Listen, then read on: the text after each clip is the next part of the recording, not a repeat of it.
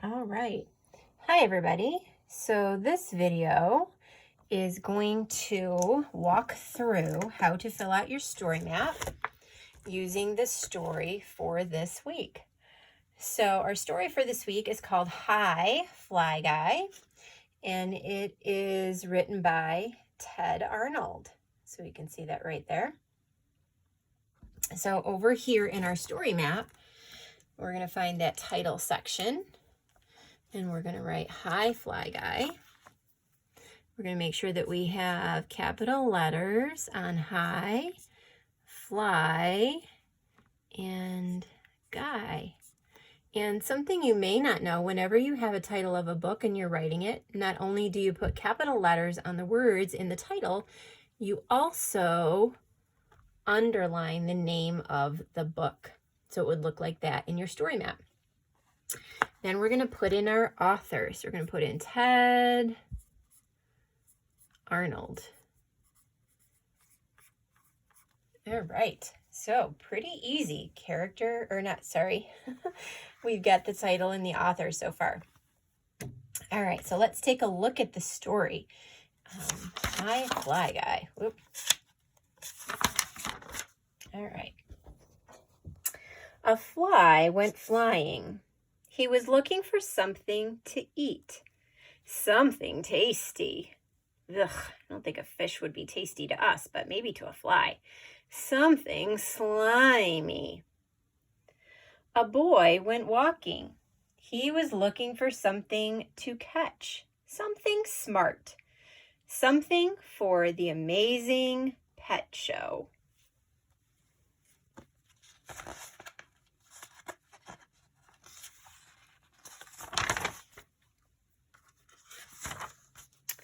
They met. The boy caught the fly in a jar. A pet, he said. Fly Guy. The fly was mad. He wanted to be free. He stomped his foot and said, buzz. And the boy was surprised. He said, you know my name. You are the smartest pet in the world. Did the fly really know the boy's name? No, that's just the sound he makes. But it's interesting how the author made the boy's name the same as the sound that the fly made. So that's chapter 1. Chapter 2, Buzz took the fly home. This is my pet, Buzz said to Mom and Dad. He's smart. He can say my name. Listen. Buzz opened the jar and the fly flew out. Flies can't be pets, said Dad. They are pests. He got the fly swatter, and the fly cried, buzz. And Buzz came to the rescue. You are right, said Dad. This fly is smart.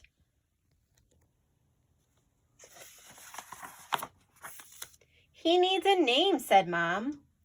Buzz thought for a minute. Fly Guy, said Buzz. And Fly Guy said, buzz. It was time for lunch. Buzz gave Fly Guy something to eat. Fly Guy was very happy. Wow, that's a pretty big hot dog for such a little tiny fly. Chapter 3, The Amazing Pet Show. Buzz took Fly Guy to the Amazing Pet Show. The judges laughed. Flies can't be pets, they said. Flies are pests.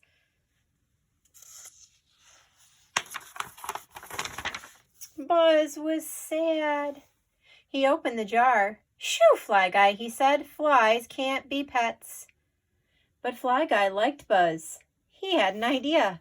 He did some fancy flying. The judges were amazed. The fly can do tricks, they said. But flies can't be pets. Then Fly Guy said, buzz. The judges were more amazed. The fly knows the boy's name, they said. But flies can't be pets. Fly Guy flew high, high, high into the sky. And he dived down, down, down into the jar. The fly knows his jar, the judges said. This fly is a pet. They let Fly Guy in the show. He even won an award. So you've got the tallest pet for the giraffe, the cutest pet for the cat, the octopus won the most legs. I think it's a bear got the heaviest pet. Fly Guy got the smartest pet award. And so began a beautiful friendship. All right, let's go back to our story map here, friends. So we need characters. So I would say that the story can't happen without two characters. Can you think of the two most important characters in our story today? If you said Fly Guy and Buzz, you are correct. So we're going to put down those two characters as the two most important characters in our story. We don't need to list all of the other characters for this story map. All right, the setting. So where were they in the story? Let's see if we can figure it out. Well, it looks like he was outside trying to catch something for the pet show. Where do you think he might have been looking for that pet he was going to take to the pet show? Well, and then he goes home, probably this chapter 2, he's at his house. And then he goes back to the pet show. Looks like it's outside. Where do you think they might be having that pet show? Where do you think he might have been looking for a pet to take to the pet show? It's kind of difficult. Ted Arnold doesn't really give us a lot of background detail in his pictures. He has a lot of white space. So that's good for you because that means you can use your knowledge and your brain to figure out where you think the setting of the story might be. I'm going to say that, let's see, the setting was maybe a park and maybe at Buzz's house. And then I'm thinking maybe that they went back to the park for the pet show as well. You can put wherever you think the story would happen, but we want to be more specific than just outside or inside because there are many, many different places inside as well as many, many different places outside that the setting could have been. And remember, the setting is the background as if we were doing a play. Remember when we went to see Winnie the Pooh and they had trees in the background so that you knew that the setting was a forest. So it's important to know that. All right, now we're going to look at the beginning, the middle, and the end. And in our story, we had 3 chapters. So the teachers have helped you out, and we've organized our beginning, middle, end into chapters 1, chapter 2, and chapter 3. So let's take a look back at chapter 1 and see what is happening. All right, so we've got that fly who was flying looking for some food, and Buzz who was looking for something smart to catch for the amazing pet show, and they met, and he caught the fly. Fly wanted to be free, but the boy was pretty excited, and he thought he was the smartest pet in the world. So let's see, what can we put for what happened in there? All right, so what's going on first in that chapter? What was Buzz doing? Well, we could say Buzz was looking for a pet. He was looking for a pet. And what did he find? He found a fly. And what did he do with that fly when he found the fly? He found a fly and he caught it, right?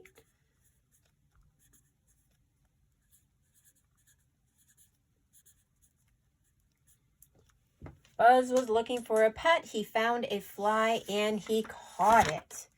So let's see. And now he figured he had his pet. So does that basically tell us what happened in chapter 1? I think so. Buzz was looking for a pet. He found a fly and caught it. So now let's look at chapter 2. Buzz took the fly home. Looks like he introduced the fly to his parents. And his dad was explaining how flies are pests. But then Dad realized that the fly was smart, so they gave him a name. So let's see, what could we put for the middle part of that story?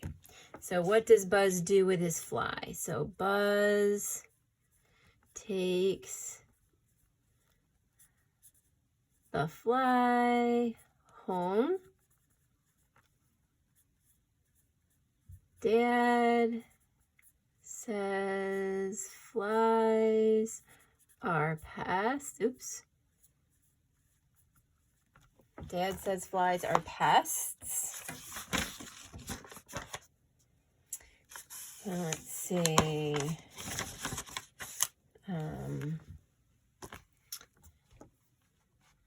He needs a name. Buzz thought about naming him Fly Guy. So who, let's see.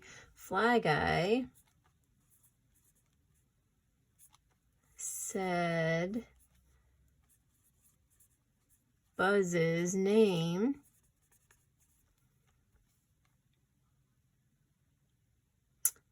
Dad said he was smart. They named him, capital letter for Fly Guy. So let's see. Buzz takes the fly home. Dad says flies are pests. Fly Guy said Buzz's name. Dad said he was smart. They named him Fly Guy. All right, chapter 3. So chapter 3 is about the Amazing Pet Show. So Buzz took Fly Guy to the Amazing Pet Show. But the judges laughed and said that flies are pests, not pets. But Fly Guy did a lot of things. He did fancy flying. He said some tricks. He said Buzz's name. And he knew his jar. So they let him in the show, and he won an award for the smartest pet. So let's see. So, end of the story. So Buzz takes Fly Guy to the pet show. The judges didn't think a fly could be a pet. Fly Guy did tricks. Let's see. Said Buzz's name and knew his home. The judges gave him the smartest pet award. And I'm going to put an exclamation mark there. So Buzz takes Fly Guy to the pet show. The judges didn't think a fly could be a pet. Fly Guy did tricks, said Buzz's names, and knew his home. The judges gave him the smartest pet award. All right, so beginning, middle, and end for our story map, chapters 1, 2, and 3. So if you enjoy Fly Guy, there are many, many, many more Fly Guy stories. And if I can find my bin in the basement, I will read a bunch of them and post them so you can listen to more of those stories. I believe there are a few on Epic.